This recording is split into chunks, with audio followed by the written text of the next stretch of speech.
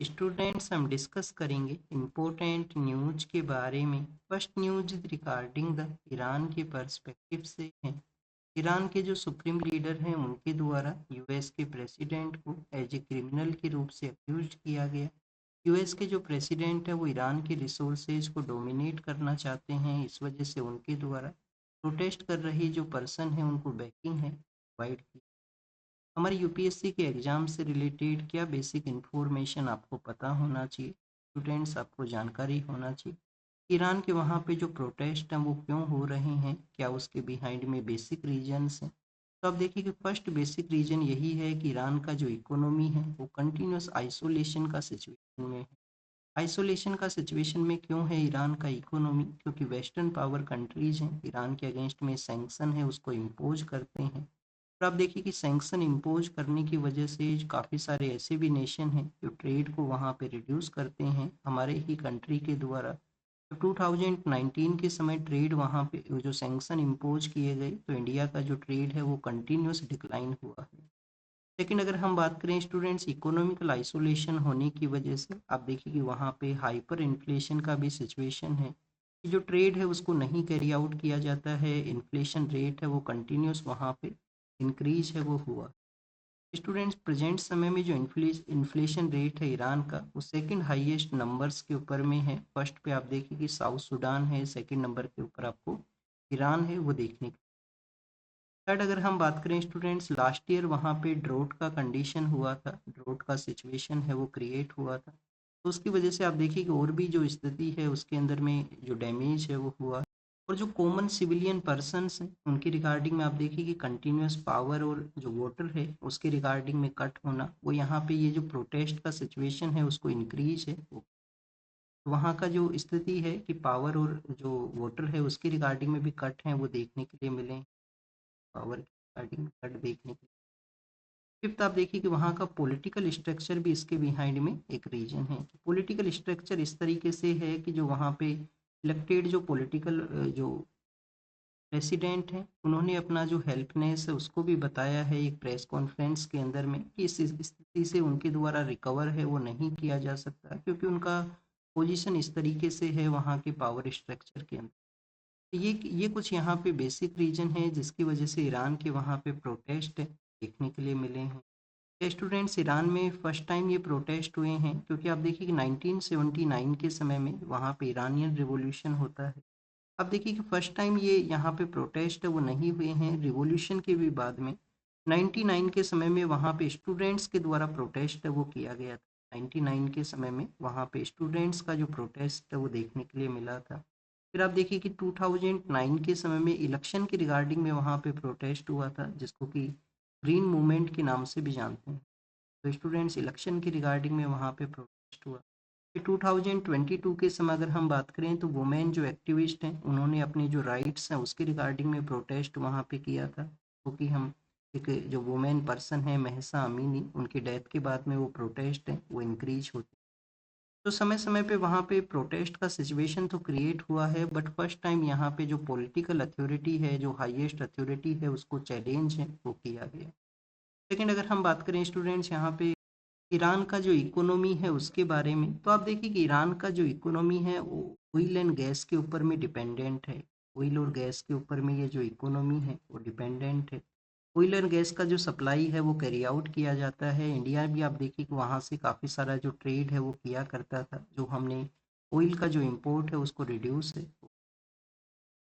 तो स्टूडेंट्स अगर हमारा ट्रेड वहाँ पे डिक्लाइन हुआ तो क्या हमारे पीपल टू पीपल कांटेक्ट है उसके अंदर में भी डिक्लाइन हुआ है क्या ईरान के वहाँ पे। अब देखिए कि स्टिल आपको पीपल टू पीपल जो कांटेक्ट है वो आपको मिलेंगे। काफ़ी सारे हमारे जो स्टूडेंट्स हैं वो एजुकेशन के लिए ईरान के वहाँ पे जाया करते हैं। तो स्टूडेंट्स ये first time people to people contact नहीं है। आप देखिए कि इंडस वैली सिविलाइजेशन का जो समय था उस दौरान में भी ईरान के वहाँ पे जो सिविलाइजेशन है उसके साथ कनेक्टिविटी है वो हुआ करता था। अराउंड 9000 के आसपास इंडियन पर्सन हैं जो कि ईरान के वहाँ पे रहा करते हैं डिफरेंट डिफरेंट पर्पज के पर्सपेक्टिव से, और लार्जली वे के ऊपर आपको एजुकेशन के रिगार्डिंग में स्टूडेंट्स का जो विजिट है वो मिलेगा। सेकंड आप देखिए कि स्टूडेंट्स यहाँ पे क्या इंडिया के द्वारा कोई ऑपरेशन को लॉन्च किया गया है कि इंडियन पर्सन्स को वहाँ से इवैक्यूएट है वो किया जाए, तो प्रेजेंट समय में आप देखिए कि किसी तरीके का ऑपरेशन है वो नहीं लॉन्च हुआ है।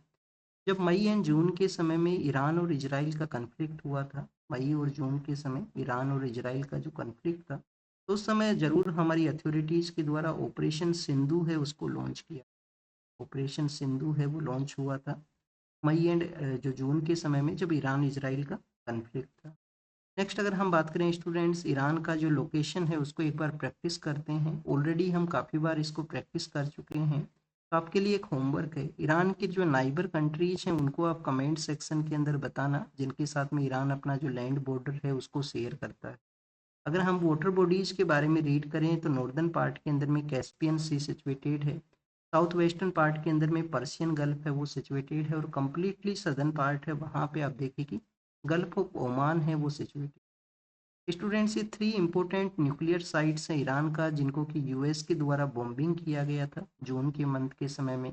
फोर्डो नाम का एक साइट है, साइट का नाम आपको पता होना चाहिए। फोर्डो नाम का एक साइट है। आप देखिए कि नतांज है, नतांज नाम का साइट है, और इस्फान नाम का एक साइट है। ये 3 यहाँ पे जो साइट्स हैं वो न्यूज के अंदर में थे। हो सकते है आपसे कोई क्वेश्चन पूछ लिया जाए, 3 साइट्स का जो नेम है वो मेंशन करते हुए कि ये जो प्लेसेज हैं, ये जो टर्म्स हैं वो न्यूज में हैं, ये किससे रिलेटेड हैं। तो ईरान का 3 न्यूक्लियर साइट हैं जहाँ पे यूएस के द्वारा बॉम्बिंग है।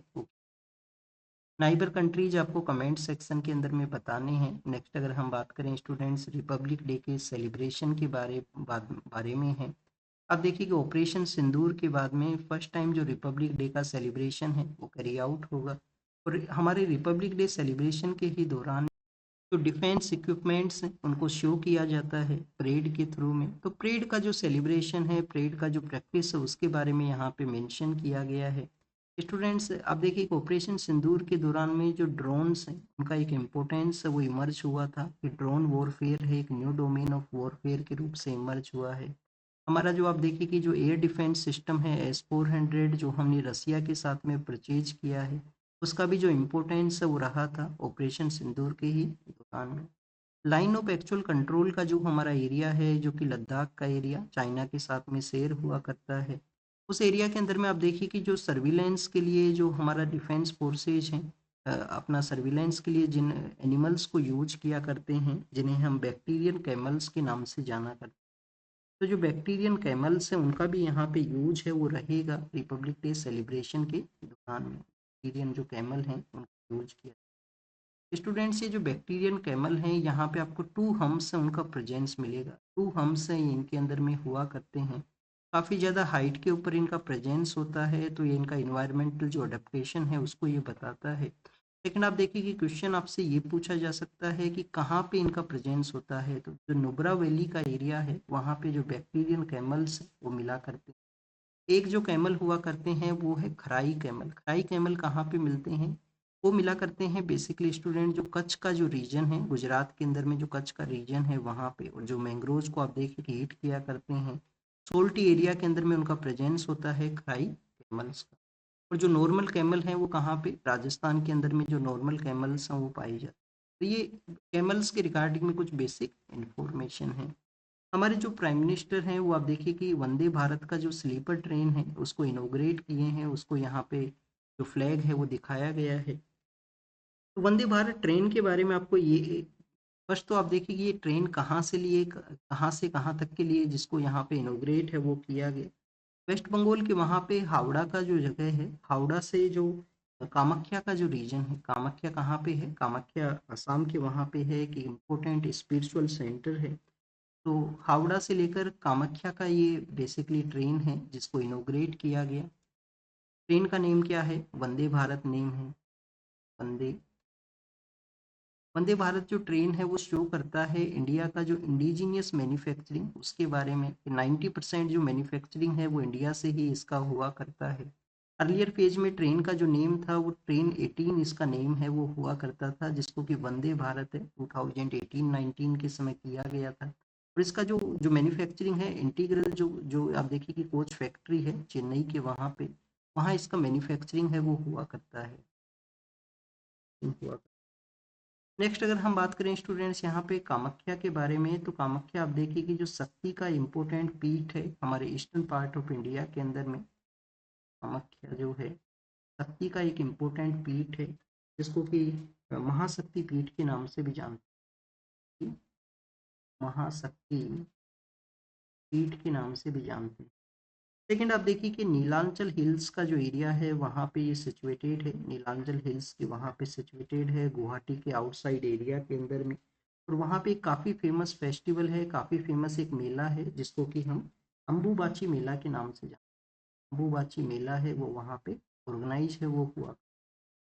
नेक्स्ट अगर हम बात करें स्टूडेंट्स, अगर आप आसाम से रिलेटेड हो, आपका किसी भी तरीके से आसाम के साथ में आपका पर्सनल इंफॉर्मेशन में जो जानकारी है, तो यूपीएससी आप देखिए कि पर्सनैलिटी टेस्ट के अंदर में काफ़ी बार प्रेजेंस ऑफ माइंड को चेक करने के लिए एक क्वेश्चन है वो पूछता है कि आसाम का जो कैपिटल है वो क्या है। आसाम का कैपिटल फिर आप देखिए कि मैक्सिमम जो स्टूडेंट्स हैं वो रिप्लाई कोई कोई कोई भी कॉमन से पर्सन से आप पूछोगे तो उनका रिप्लाई है वो रहा करता है कि गुवाहाटी वहाँ पे उनका कैपिटल है। पर गुवाहाटी के अंदर ही आप देखिए कि एक एरिया है जिसको कि दिसपुर के नाम से जानते हैं। आसाम का जो कैपिटल है वो दिसपुर है, गुवाहाटी उसका कैपिटल नहीं है। तो ऑफिशियली कैपिटल है यहाँ पे दिसपुर। जैसे कि हम गुजरात के बारे में जब रीड करते हैं तो गुजरात का जो कैपिटल है वो गांधीनगर है, बट आपको जो लार्जर फेमस सिटी है वो आपको मिलेगा वहाँ पे अहमदाबाद। नेक्स्ट अगर हम बात करें स्टूडेंट्स, यहाँ पे आप देखिए कि हरियाणा से रिलेटेड एक न्यूज है, हमने रीड किया था कि एक फैमिली के अंदर में 9 या 10 जो गर्ल चाइल्ड हैं उसके बाद में सन का जो डिमांड था सोसाइटी में, जो सन का डिमांड है या सन ऑफ द सोइल का जो कॉन्सेप्ट एग्जिस्ट करता है, 9 या 10 गर्ल्स के बाद में जो सन है वो वहाँ पे हुआ है। तो उसकी इसका न्यूज हमने रीड किया था हरियाणा के पर्सपेक्टिव से। अब आप देखिए कि हरियाणा के अंदर में जो चाइल्ड सेक्स रेशियो है ऑलरेडी काफ़ी नंबर्स हैं वो काफ़ी कम वहाँ पे हुआ करते हैं। हरियाणा का अगर हम सेक्स रेशियो के बारे में रीड करें तो 2011 का जो सेंसस था, 2011 का जो सेंसस है इसके अंदर में 879 था, one of the lowest numbers ये हुआ करते। बट रिसेंट ईयर्स के अंदर में लिटिल बिट वहाँ पे इम्प्रूवमेंट हुआ है। जैसे कि वहाँ पे आप देखें कि चाहे वो स्पोर्ट्स का सेक्टर हो, चाहे वो डिफेंस का सेक्टर हो, हर एक सेक्टर के अंदर में हरियाणा से रिलेटेड जो गर्ल्स हैं उन्होंने काफ़ी बेटर जो अचीव है वो किया है। अगर हम सिविल रजिस्ट्रेशन सिस्टम के रिगार्डिंग में जो प्रेजेंट डाटा है, सिविल रजिस्ट्रेशन सिस्टम के रिगार्डिंग में जो प्रेजेंट डाटा है उसको अगर यहाँ पे रीड करें तो हरियाणा का जो सेक्स रेशियो है वो आपको 293 है, वो आपको यहाँ पे मिलेगा 2025 के पर्सपेक्टिव से। तो स्टूडेंट्स ये जो सिचुएशन है वो क्या शो करता है, यही शो करता है कि कल्चरली यहाँ पे जो पर्सन है वो 22 है। सोसाइटल जो स्ट्रक्चर है वो इस तरीके से है, पेट्रियार्कल सोसाइटी है कि सन का जो डिमांड है या जो son of the soil concept है वो एग्जिस्ट करता है। और उसकी वजह से आप देखिए कि एनफ नंबर ऑफ सन्स के रिगार्डिंग में भी आपको जो नंबर ऑफ जो यहाँ पे जो चिल्ड्रंस हैं उनका संख्या आपको काफ़ी बार मिलेगा कि फैमिली का डिमांड है कि एनफ नंबर ऑफ सन होने चाहिए, 4 सन 5 सन इस तरीके से। और यहाँ पे एक मिनिमम जो सन है उनके पास में होना चाहिए, उसके लिए भी आपको जो काफ़ी बार जो फैमिली के अंदर में चिल्ड्रंस का जो संख्या है वो लार्जर यहाँ पे मिले। तो काफ़ी एक बार जो हमारा इकोनॉमिक सर्वे है उसने 2018-19 के समय इस प्रैक्टिस को अनवांटेड जो चाइल्ड है, अनवांटेड चाइल्ड के रूप से एक बार डिफाइन है वो किया गया। नेक्स्ट अगर हम बात करें स्टूडेंट्स, इंटरनेशनल काइट फेस्टिवल के बारे में है। वेस्ट कन्नड़ का जो डिस्ट्रिक्ट है जो कि कर्नाटका के वहाँ पे है, काइट फेस्टिवल वहाँ पे ऑर्गेनाइज किया गया है, तो उसके बारे में ये मेंशन किया गया। अहमदाबाद के वहाँ पे हम रीड किए थे कि जर्मनी के जो चांसलर हैं वो विजिट किए थे, तो उस दौरान में अहमदाबाद का जो काइट फेस्टिवल है जिसमें उनका पार्टिसिपेशन है वो रहा था। स्टूडेंट्स जर्मनी के चांसलर जब आए थे तो आप देखिए कि ग्रीन हाइड्रोजन इंडिया से एक्सपोर्ट हो जर्मनी के लिए, तो उसके बारे में एक एग्रीमेंट है वो रहा था। अब यहाँ पे आप देखिए कि आंध्र प्रदेश का जो काकीनाडा का एरिया है वो ग्रीन हाइड्रोजन का एक हब है उसके रूप से इमर्ज होगा, ये वहाँ के चीफ मिनिस्टर का स्टेटमेंट है। एग्जाम के लिए क्या इम्पोर्टेंट आपको पता होना चाहिए, हाइड्रोजन का इम्पोर्टेंस आपको पता होना चाहिए कि हाइड्रोजन एक की इंडस्ट्रियल फ्यूल है, एक इंडस्ट्री का एक इम्पोर्टेंट फ्यूल है जिसका आप देखिए कि वैरायटी ऑफ एप्लीकेशंस हैं उसमें उसका यूज हुआ करता है, चाहे वो अमोनिया का प्रोडक्शन हो, स्टील रिफाइनरी हो, स्टील का हो, रिफाइनरी का सेक्टर हो, इलेक्ट्रिसिटी का प्रोडक्शन हो। तो ग्रीन हाइड्रोजन या हाइड्रोजन है उसका बेसिकली आप देखिए कि यूज है वो डिफरेंट डिफरेंट सेक्टर्स में होता है।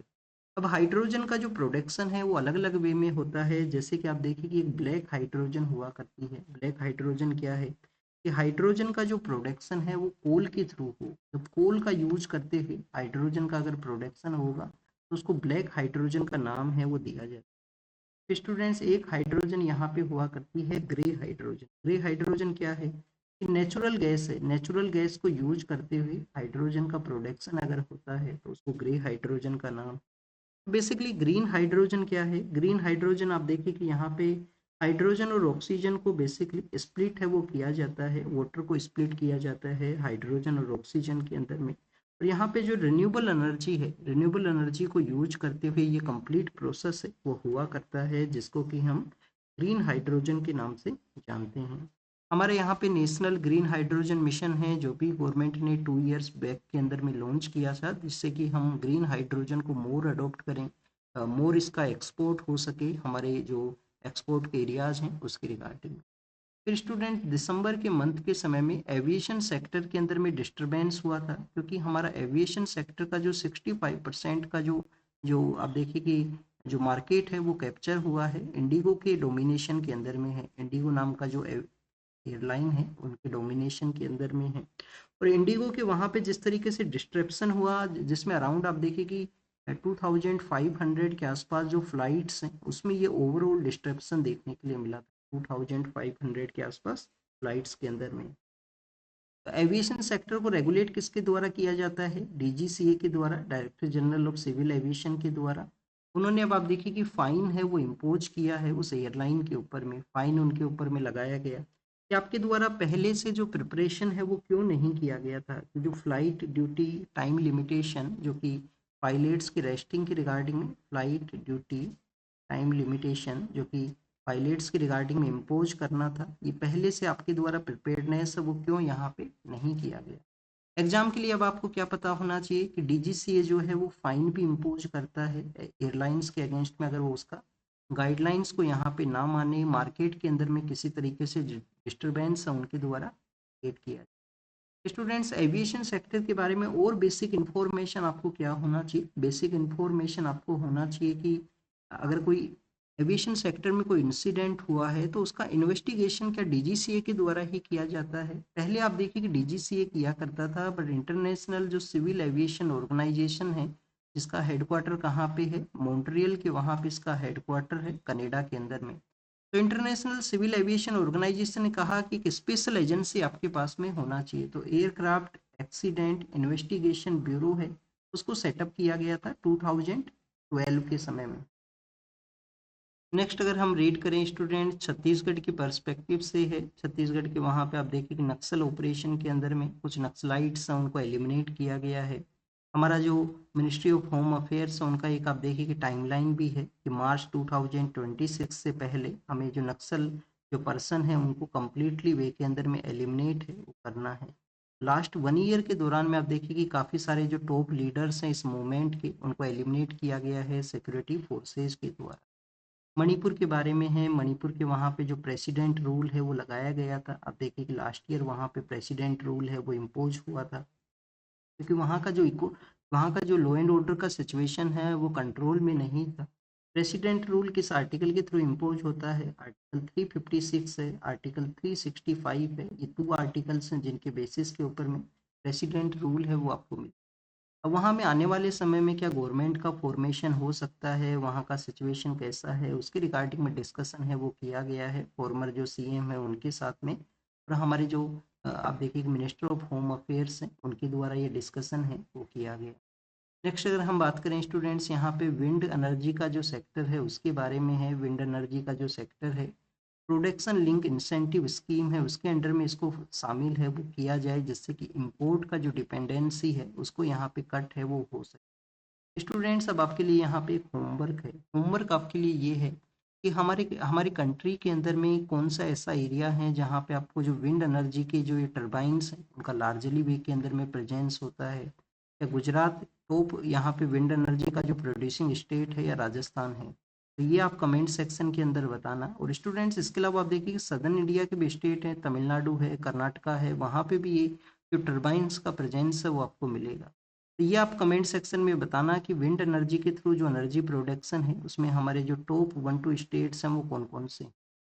ऑयल एंड गैस का जो सेक्टर है वो बजट का प्रपोजल्स के अंदर में उन्होंने यहाँ पे जो फाइनेंस मिनिस्टर को आप देखिए कि प्रपोजल रखा है कि आने वाले बजट के अंदर में ऑयल और गैस सेक्टर को जो सेस लगा हुआ है उसको यहाँ पे रिव्यू है वो किया जाए। सेस को किस तरीके से रिव्यू करना है, आप देखिए कि कंप्लीट वैल्यू के ऊपर में एक सेस है वो लगा हुआ है जिसको कि एड वैलोरम बेसिस के नाम से भी जाना करते हैं। इकोनॉमी के अंदर में आप इसको रीड करोगे, एड वैलोरम क्या है कि कंप्लीटली जो असेट है उसके ऊपर में ये जो टैक्सेशन है वो लगा दिया जाए। यहाँ पे स्लैब बेसिस से उसको यूज करने के बारे में ऑयल एंड गैस सेक्टर का यहाँ पे जो बेसिकली प्रपोजल के अंदर में रखा गया है कि स्लैब बेसिस के ऊपर में लगाया जाए, कंप्लीटली ओवरऑल जो प्रॉफिट या जो प्रॉपर्टी है उसके ऊपर में ना इम्पोर्ट। PSLV C62 के बारे में है जो कि हमारा अभी रिसेंटली इसरो का मिशन है जिसमें फेलियर हुआ था जब उसका लॉन्चिंग का जो समय था उस दौरान में। तो आप देखिए कि PSLV और जो GSLV हैं ये हमारे सैटेलाइट जो लॉन्च व्हीकल्स वो हुआ करते हैं इसरो के। ये जो सेकंड फेलियर है लास्ट ईयर मई के समय एक फेलियर रहा था, ठीक आप देखिए अब जनवरी के समय ये फेलियर रहा है PSLV के थ्रू में। तो ये जो फेलियर है वो क्या उसके बेसिस रीजन है यहाँ पे, क्या स्टूडेंट्स जो वहाँ पे सैटेलाइट लॉन्च हुआ करती है क्या उसको इंश्योरेंस वो हुआ करता है? तो कंप्लीट इंश्योरेंस तो नहीं हुआ करता, कुछ पार्ट्स को इंश्योरेंस ज़रूर करवाया जाता है क्योंकि जो प्रीमियम रेट है वो काफ़ी ज़्यादा हाई है। रीजंस जो रहे हैं वो यहाँ पे एक फेलियर एनालिसिस कमेटी है वो कॉन्स्टिट्यूट होती है, वो इस जो कंप्लीट डिस्कशन है उसको कैरी आउट करती है और PMO को अपना रिपोर्ट है वो सबमिट किया करती है। एग्जाम के लिए इम्पोर्टेंट नहीं है ज़्यादा कुछ इन्फॉर्मेशन यहाँ पे, बट यहाँ हमारा एक जो स्पेस सेक्टर का जो डिप्लोमेसी है उसके अंदर में आप देखिए जरूर से कंसर्न है वो क्रिएट हुआ है क्योंकि PSLV जो C62 के थ्रू कुछ अदर कंट्रीज के भी यहाँ पे जो सैटेलाइट है उसको लॉन्च किया जाना था। तो अदर कंट्रीज का अगर सैटेलाइट लॉन्च में ऐसा जो डिफिकल्टी आया है, सैटेलाइट में डैमेज हुआ है, तो आप देखिए कि आने वाले समय के अंदर में हो सकता है उनके द्वारा इसरो को एज ए जो ना चूज किया जाए सैटेलाइट लॉन्च के रिगार्डिंग में। नेक्स्ट अगर हम बात करें स्टूडेंट्स 1996 के समय में हमारा जो आर्बिट्रेशन जो एंड कंसिलिएशन का जो एक्ट है वो एग्जिस्टेंस में आता है, फिर जिसको 2019 के समय अमेंड किया गया था। अब देखिए कि अमेंड करते हुए यहाँ पे ये बताया गया था कि आर्बिट्रेशन काउंसिल ऑफ इंडिया है उसको इस्टेब्लिश किया जाए जिससे कि आर्बिट्रेशन प्रोसेस है उसको इम्प्रूव किया जा सके। आर्बिट्रेशन जो काउंसिल ऑफ इंडिया है जिसके अंदर में मेंशन किया गया है कि जो चीफ जस्टिस ऑफ इंडिया और यूनियन गवर्नमेंट है एक दूसरे के साथ में कंसल्टेशन के थ्रू यहाँ पे जो इसकी हेड है उनका अपॉइंटमेंट है वो करेंगे। अब आप देखिए कि हेड के अपॉइंटमेंट के बारे में था, कुछ एग्जीक्यूटिव से भी आप देखिए कि जो मेंबर्स हैं उनको अपॉइंट किया जाएगा आर्बिट्रेशन काउंसिल के अंदर में। अब स्टूडेंट्स ये काउंसिल का तो इस्टेब्लिशमेंट नहीं हुआ 6 ईयर के बाद में, अब रिसेंटली जो नया जो अमेंडमेंट है उसके रिगार्डिंग में जो प्रपोजल हैं वो रखे गए हैं कि पब्लिक यहाँ पे कमेंट करे नया जो ड्राफ्ट है उसके रिगार्डिंग में। तो उसके पर्सपेक्टिव से मेंशन है कि आर्बिट्रेशन काउंसिल ऑफ इंडिया है वो स्टिल एग्जिस्टेंस में नहीं आया, नया जो बिल है वो आने वाला है इस प्रोसेस के रिगार्डिंग। नेक्स्ट अगर हम बात करें स्टूडेंट तहरीक तालिबान पाकिस्तान जो कि एक इंसर्जेंट ग्रुप है पाकिस्तान के वहाँ पे, तो उससे रिलेटेड जो पर्सन है उनको अरेस्ट किया गया है पाकिस्तान के पंजाब के वहाँ। यूक्रेन का जो डेलीगेशन है, यूक्रेन और रसिया जो कंटिन्यूस वॉर सिचुएशन में है, उनका डेलीगेशन यूएस के वहाँ पे पहुँचा है। अल्टीमेट टारगेट यही है कि यूएस का जो अथॉरिटीज है उनके साथ में पीस प्रोसेस के रिगार्डिंग में डिस्कशन है वो कैरी आउट हो। यूएस ने आप देखिए कि जो गाजा का एरिया है, गजा स्ट्रिप का एरिया है, वहाँ पे पीस की रिगार्डिंग में एक जो कमेटी है वो फॉर्म किया है, उसके जो मेंबर्स हैं वो बताए गए हैं। यूएस के प्रेसिडेंट डोनाल्ड ट्रंप का जो 20 पॉइंट एक प्लान है गाजा के अंदर में हमास है वो अपने आप को डिसआर्म करे, वहाँ पे जो जो टेक्निकल जो एरियाज हैं उनको डेवलप किया जाए गजा स्ट्रिप के अंदर। फिर आप देखिए कि युगांडा जहाँ पे कंटिन्यूस वायलेंस था, तो युगांडा के वहाँ पे जो जो जो पॉलिटिकल लीडर हैं वो इलेक्ट हुए हैं इलेक्शन के बाद में, एग्जाम के लिए नहीं इम्पोर्टेंट है, बस आप उनका लोकेशन जरूर से एक बार जरूर देख लेना। नेक्स्ट आप देखिए कि डेनमार्क जिसके अंडर में आप देखिए कि ये है ग्रीनलैंड है उसके अंडर में, तो डेनमार्क के वहाँ पे प्रोटेस्ट हुआ है यूएस के अगेंस्ट में कि जो ग्रीनलैंड है वो यहाँ पे डेनमार्क का ही पार्ट है। और यूएस के जो प्रेसिडेंट है डोनाल्ड ट्रंप, उन्होंने यूरोपियन यूनियन के कुछ कंट्री जिनके साथ में फ्री ट्रेड एग्रीमेंट भी था उनके अगेंस्ट में सैंक्शन इम्पोज किया है कि उन्होंने आप देखिए कि ग्रीनलैंड है उसके रिगार्डिंग में प्लान को जो सपोर्ट नहीं किया, तो उस वजह से इनका ये सैंक्शन है वो इम्पोज हुआ। सीरिया का जो नॉर्दर्न पार्ट है, अलेप्पो का एरिया है, अलेप्पो के वहाँ पे आप देखिए कि जो कुर्दिश फोर्स है, कुर्दिश फोर्स ने लीव किया है उस रीजन को, तब सीरियन जो फोर्सेज हैं उन्होंने उस एरिया को अपने कंट्रोल में लिया।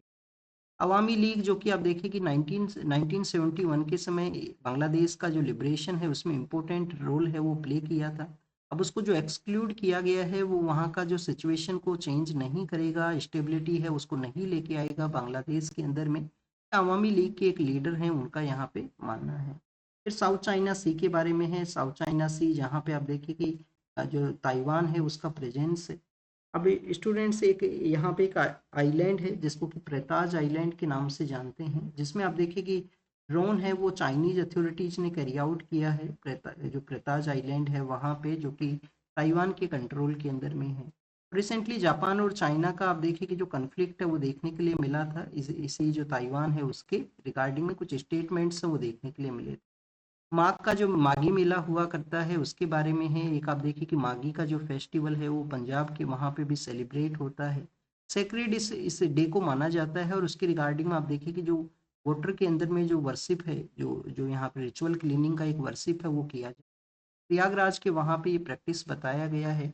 पंजाब के वहाँ पे जो माघी मेला हुआ करता है वो 1705 के समय जो सिंह जो वहाँ पे जो आप देखिए कि सिख जो वॉरियर्स हुआ करते थे उनकी फाइट के रिगार्डिंग में है। मुक्तसर का जो एरिया है वहाँ पे ये माघी मेला ऑर्गेनाइज, ये प्रयागराज का यहाँ पे रिचुअल क्लीनिंग है उसको बताया गया। तो this is all the information related to the today's newspaper. आप इसको रीड कीजिए, रिवाइज कीजिए, जो भी इंफॉर्मेशन आपको मिला है उसको नोट डाउन कीजिए। Thank you students, thank you very